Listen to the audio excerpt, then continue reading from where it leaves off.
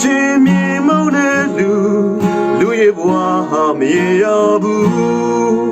ယာယီကတဲ့လောကရဲ့တဲ့ချိန်နဲ့ပြန်သွားရမယ်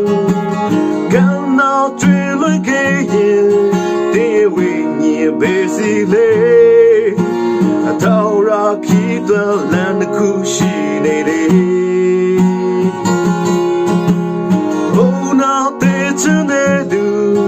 နေစာပြဒီကိုယ်တိုင်ပဲ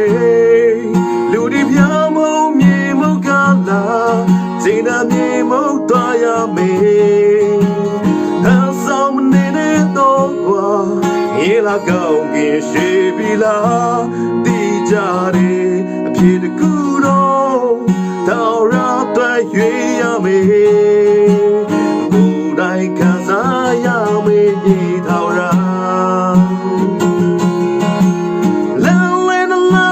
ရှိလုံးနဲ့ပဲလဲရွေမလေးယုံကြည်ဆုံးပြတ်တယ်လေးမခဲ့ရင်တော်ရမ်းတွေဝဆရာပဲ